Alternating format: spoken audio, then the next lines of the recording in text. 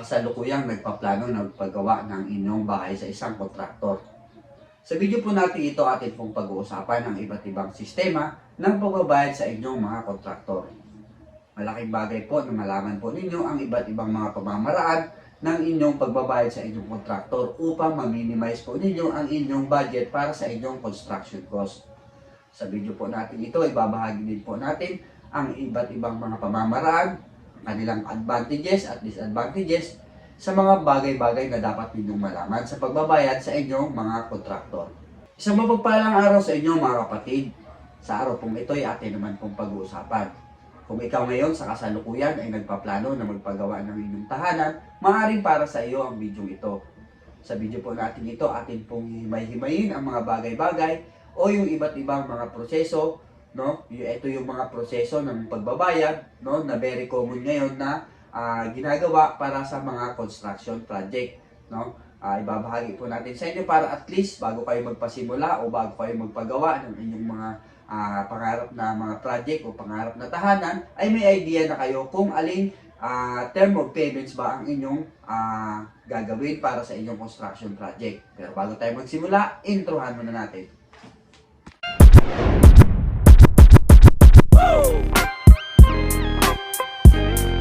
Ang number one na term of payments o kontrata na pwede po ninyong kuhain pag kayo po ay nagpapagawa ng inyong construction project, ito ay ang tinatawag nila na lump sum. O ang ibig sabihin po ay lahatan na. So sa lump sum po, no, o maaaring tinatawag din ng iba na progress billing, no, ay may dalawang klase po yan ng kontrata. Kung lump sum, kasi ito po kadalasan ngayon yung nag-iiksi sa ating industry ngayon sa construction, yung tinatawag nila na lump sum. So, dito po, gagawa po kayo ng kontrata, no? Pag-uusapan po ninyo, gagawa po kayo ng plano. At doon po si owner, ang gagawin po niya ay magbabayad lang po siya kay contractor, no? Magbibigay ng down payment. So, kadalasan po niyan, kung ito man po ay labor and materials o labor only, ay magda-down po siya ng 30% ng kabuuan ng construction cost, no? Pagkatapos po makapag-down, so makakapag-mobilize na po ang inyong contractor. Kapag nakapag-mobilize na ang inyong contractor, nakapag-start na po ng construction project o nakapag-start na po na makapag-excavate. So depende po pa rin po yan sa usapan nyo kung ang inyong magiging progress billing po ba ay magiging weekly or monthly. So kadalasan po yan, ang ginagawa po yan is monthly. Monthly po ang billing. So doon po, after po ninyo na mag-down ng 30%, magkakaroon po yan ng tinatawag na magkakaroon ng collection, progress billing po. So after a month, pagkatapos na mag-start ng construction, no, ay i-evaluate po ang project. Kung yan po ba ay ilang percent na po ang nagagawa. So yun po ang sisingilin ni contractor kay owner. So yan po ang pinakamadali, no, pinaka-common na kontrata ngayon na nag-iiksi sa ating construction industry. Pangalawa po, ito ay ang tinatawag nila na cost plus. So yung cost plus po na yan, halimbawa ikaw si owner, nangangailangan ka ng tao na gagawa ng iyong construction project.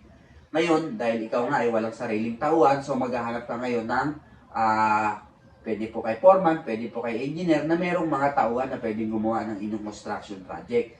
So mag-offer sila sa inyo na kung gusto po ninyo, sasabihin ni engineer o ni contractor kay owner na kung gusto po ninyo ay cost plus tayo. So, paano nga ba yung nangyayari ang tinatawag na cost plus? Ang cost plus po, no, o kadalasan pong naririnig natin sa ating mga construction project, yan po ang tinatawag na PASA payroll. So, ang PASA payroll po, halimbawa, yung tao po ni contractor ay nagre-rate po siya ng 800 per day.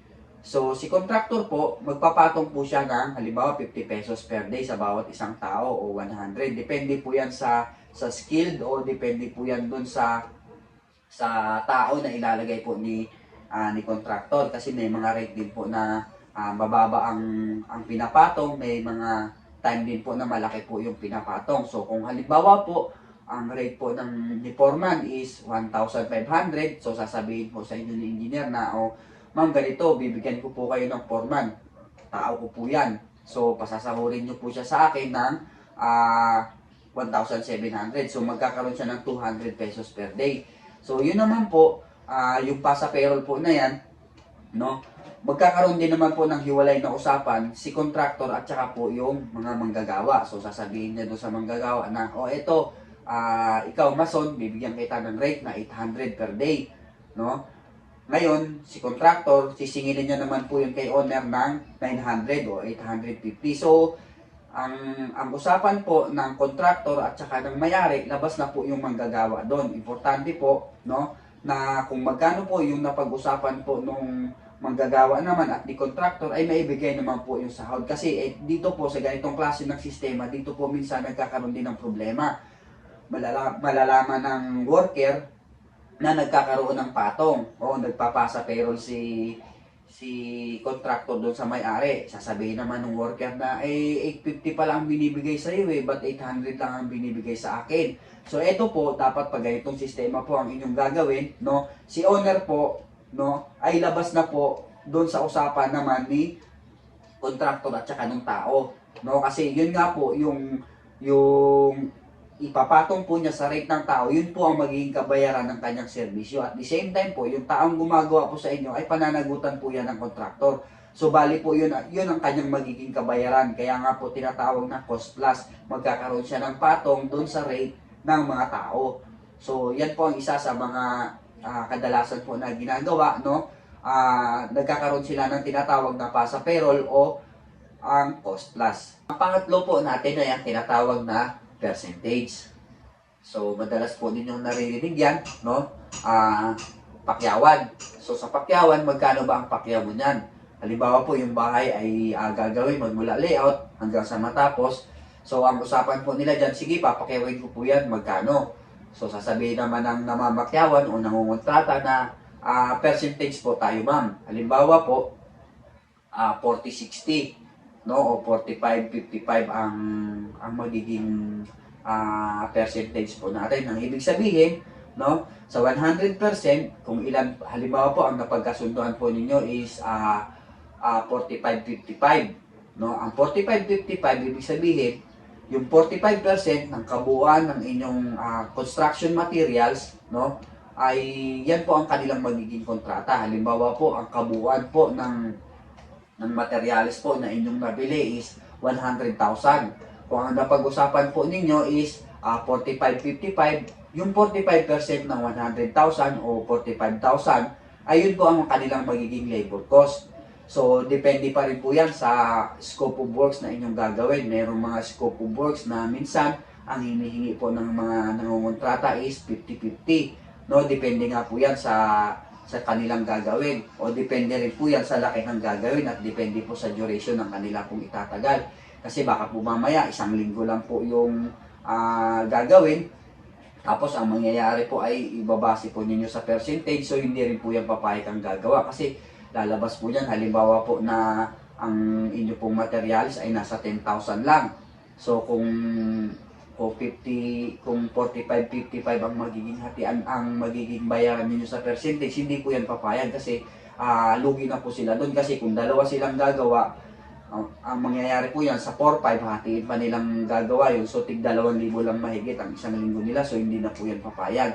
Kaya nga po sinasabi natin, ang percentage po na klase ng bayaran sa pagpapagawa ay depende po yan sa laki ng gagawin, no? At depende po yan sa kung ano po ang inyong ipagagawa. So may mga instances minsan na mas mataas pa po ang kanilang sinisingil pagdating sa percentage. Pero dito po sa mga klase ng ganitong bayaran, no, ang percentage na klase ng bayaran, no, ay isa po to sa masasabi ko na risky. So paano ko po nasabi na risky? Kasi nga po, eto, kung unang-una kung ang inyo pong ipagagawa ay wala pong bill of materials, so magtatantsahan po kayo niya ng contractor o nung gumagawa. Wala pong bill of quantities, ibig sabihin wala pong bilang ng materials na gagamitin. So malaking bagay po yan, very risky po yan kasi hindi ko naman po sa nila lahat, no? Pero kung may ibang mga nangungontrata na i-over nila, kumbaga sasabihin i-over quantity nila yung inyong materials, no? Kumbaga sabihin i-over design. Kung halimbawa po, kung ang inyong construction project ay kaya naman po, gagawin ko po kayo ng isang simple example. Halimbawa po, kung ang inyong construction project ay kaya kong gamitan ng 12mm o 16mm na bakal para sa inyong poste dahil nga po naghahabol sila sa materyales na kanilang gagamitin base sa percentage. So, orderan po nila yan ng mas mahal na materyales. Halimbawa po, orderan po yan nila ng 20mm na bakal para sa poste, kaya naman po ng 16mm, no? Halimbawa po, yung mga distansya po ng inyong mga anilyo, no? Mag-order po yan sila, kaya, halimbawa po sa formworks, ay kaya naman po nilang gamitan niya ng coco lumber, no? Kaya naman po gamitan ng kahoy, baka orderan po nila kayo ng mga tubular, orderan po nila kayo ng mga GI pipe para sa kanilang pantukod, no? Kaya naman po ng 1/2 na plywood o orderan po nila kayo ng 3/4 para sa inyong forma. So, malaking bagay po ito. Ngayon, kung ikaw na nagpapagawa ay wala kang sapat na idea pagdating sa construction, no, dalawa lang po ang pwedeng mangyari dyan. It's either ma-over-design, no, o ma-over quantities yung materials na inyong gagamitin para sa inyong construction project, o ikaw na may-ari dahil sa kagustuhan mong makatipid ay mako-compromise po ninyo yung tibay o mako-compromise po ninyo yung inyong gagamiting materials, kasi sasabihin, ay ano na lang gamitin natin dyan, yung bakal maliit lang kasi mahal naman pala ng ano nyo na yan no? Pwede pong magkaganon. Ay ang mangyayari po niyan, kung hindi po maliwanag sa inyo ang ganitong klase ng sistema, ay hindi po ma-execute ng maayos yung project. So, dapat malinaw sa inyo, may sapat kayong kaalaman, at kung hanggat maaari, no, kung kayo po ay gagawa ng isang project na masasabi natin na percentage ang labanan, meron kayong bill of materials o bill of quantities para doon sa inyo pong gagawin, nakalagay po doon kung ilang bakal ang gagamitin, no? Nakalagay po doon kung gaano kalaki ang bakal, ilang plywood, ilang semento, no? O anong klase ng mga materyales pa ang inyong gagamitin, dapat nakalagay po yan doon kung kayo ay magkakaroon ng usapan tungkol sa percentage ng labor over materials. Kaya malaking bagay po na dapat malinaw to sa inyo, no, kung percentage ang inyong gagawin. Tapos disclaimer ko, hindi ko naman po nilalahat, no, hindi ko po nilalahat na ganun ang po pwedeng gawin ng nangungontrata sa inyo o magiging approach ng may-ari base doon sa inyong ginagawang construction project. Pero base po doon sa mga napagdaanan na po natin, no, ganun po talaga ang nangyayari. Kaya malaking bagay po na dapat malinaw sa inyo, may sapat kayong alam, no, at na-prepare po ninyo ng maayos ang inyong plano, no, na-prepare po ninyo ng maayos yung mga bill of materials, bill of quantities, pati yung specs ng mga gagamitin ninyo ng mga materyales, no, dapat malinaw po yan doon. Halimbawa po sa bakal, sabihin po ninyo na grade 33 ang specs, no? Kasi pwede sabihin natin yan na okay 12mm, pero yung specs iba po 'yon, no? Kasi sa 12mm meron po tinatawag na grade 33, no? At may grade pa na pataas ng bakal. So iba't iba po 'yan. So dapat malinaw po 'yan doon. Bill of materials, bill of quantities, tapos yung specs ng materials na inyo pong gagamitin para ma-execute nyo ng maayos, no, ang pagpapagawa po ninyo sa percentage na sistema ng pagbabayad sa inyong construction project. Ang pang-apat ay ang tinatawag na turnkey. Maaaring ang iba sa inyo ay hindi pamilyar sa ganitong klase ng sistema, no? Maaaring ang iba sa inyo ay hindi rin alam na nag-i-exist yung ganitong klase ng bayaran sa construction project. Pero ipapaliwanag ko po sa inyo kung ano po ba ang turnkey. Ang turnkey ay isang sistema ng pagpapagawa sa isang kontraktor. Ito po ay ang magpapagawa kayo ng isang construction project na wala kayong ilalabas kahit 5 po, no, para sa inyong construction project. Ngayon magsasabi, Kuya Jude, maganda pala yung turnkey na yan. Yan na lang ang pipiliin ko na term of payments para sa aking construction project kasi wala na po akong babayaran, no? Babayaran ko lang po siya kung kailan tapos na yung project, saka ko lang po siya babayaran. So, maaaring po pwedeng ganun, no? Maaaring masasabi natin na maganda rin po yan, no? Pero lagi po natin iisipin, meron po yan laging downside. Tapos, may magtatanong, Kuya Jude, yan palang klase ng term of payments na inyong sinasabi, no?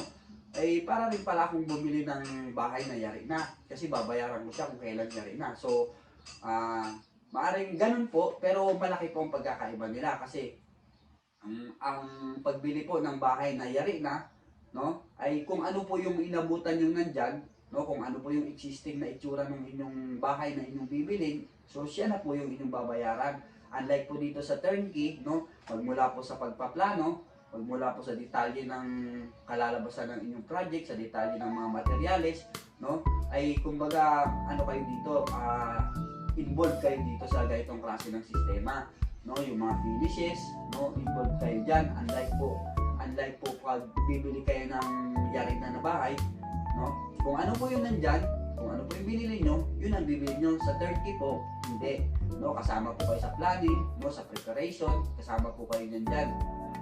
Pwede po ninyong i-supervise yung project while ongoing yung construction. Makikita po ninyo kung paano yung ginawa, kung paano nila ginawa. So, nandun po kayo po, pwede nyo po makita yun. Unlike sa paggawa ng bahay na nayaring na kung ano lang yun nandyan, kung ano yung nakita nyo, yun na yun. Ang downside po na nakikita ko po rito, no, ay unang-una, ito po ay mataas po ang kontrata kasi yun nga po, wala po kayong ilalabas na kontrata, wala po kayong ilalabas na pera. Si contractor po ang mag-aano po niyan, ipipinance niya po yan, mula sa umpisa hanggang matapos yung project, ipipinance niya po yan. Ngayon, pagtapos na yung project, ito-turn over niya sa inyo yung project, saka nyo pa lang siya babayaran. So, pag ganong klase ang inyong pipiliin na sistema ng pagbabayad, itong turnkey, no, unang-una po, mataas po ang presyo. Kasi unang-una, i-consider po nila yung interest ng pera na kanilang ginamit. Siyempre, milyones po ang pinag-uusapan dito. Yung interest po ng pera na kanilang ginastos habang ginagawa itong project mo, no? Tapos lahat po ng mga bagay po na kanilang ginastos, ikakarga po nila yan dyan, no? Kakarga po nila yan dyan. Plus yung markup. Siyempre, hindi naman po sila po pwedeng tayuan ka lang nila ng bahay. Tapos kung magkano lang ang ginastos nila, ay yun lang po ang kanilang sisingin sa'yo. Siyempre, kailangan po nila na may profit din po sila doon. Kailangan din po na may kinita sila doon, no? Bukod sa kinita po nila doon, yung interest pa po ng pera na kanilang ginastos sa inyong construction project, ay isasama po nila yan doon. Kasi kung halimbawa, yung pera po na yan ay niloan sa bangko, yung pinang-pinas dyan sa inyong construction project. So magbabayad din po yan sila ng interest sa bangko. So ganun din yan, yung interest na binayad nila sa bangko, maaaring sigilin nila sa iyo yun. Plus yung markup nga nila o yung profit ng kumpanya. So yan po ang isa sa mga nakikita ko na maaari po ninyong ma-encounter sa pagbabayad sa construction. Disclaimer po, ang turnkey po na proseso ng pagpapagawa ng bahay sa isang construction contractor ay hindi po yan lahat ay pumapayag, no? Kasi unang-una po, malaki po ang malaki yung pera, malaki yung puhunan na kanilang gagastusin. Dapat po sana na yung ibang puhunan po nila ay pwede pa po nilang gamitin sa ibang project. So ang mangyayari, yung kabuuhan ng pera diyan nila ibubuhos sa project mo. So ang gumagawa lang po nito, no, kadalasan yung mga kumpanyang may malalaking puhunan, no, may malalaking budget, kasi baka po mamaya yung kumpanya po na inyo pong lalapitan ay hindi po sapat ang pondo ng kanilang kumpanya, no, ay hindi naman po yan sila papayag na sa project mo lang ibubuhos yung pera, no? Hindi na sila makakakuha ng ibang project kasi nga yung kapital ng kumpanya ay binuhos na sa iyo. Kaya bihira po ang nag-aano niya ng turnkey, yung tumatanggap ng ganyang klase ng proseso. Pero meron po niya na mga construction company na tumatanggap ng turnkey. So, yun nga po, sa muli mga kapatid, maraming salamat po sa patuloy nyo po na pagsama sa aming video. Dalangin po namin na ang video pong ito ay nakadulot muli sa inyo ng kaalaman at inspirasyon, lalong-lalo na po sa mga kapatid po natin ngayon na nagbabalak na magpatayo ng construction project. Nabigyan po namin kayo ng idea ng iba't ibang klase ng pamamaraan ng pagbabayad sa inyong mga kontraktor, no? At bago po tayo matapos, shoutout nga po pala sa mga client po natin, no, sa Wanico Builders, na patuloy po na nagtitiwala sa atin, kay Kuya Jude at kay Engineer Alan Wanico ng Wanico Builders. Salamat po sa inyong tiwala, no, na kami po ang napili po ninyo na magtayo ng inyong construction project.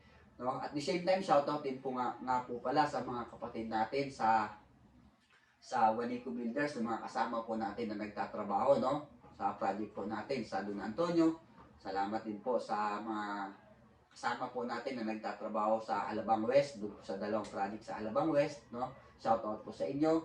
Shoutout din po sa sa kasamahan natin na nagtatrabaho ngayon sa Venice Canal, no? May project din po tayo doon. Salamat din po shoutout din po sa mga kapatid natin na nagtatrabaho ngayon dito sa may Portofino Heights, no? Shoutout po sa inyo. At sa iba pa po nating mga kasamahan na nagagawa, no, sa Colinas Verdes po. Shoutout po sa mga kasama din po natin diyan, no. Mag-iingat po kayo palagi. Sa muli mga kapatid, ito po si Jude Rios. Thank you and God bless.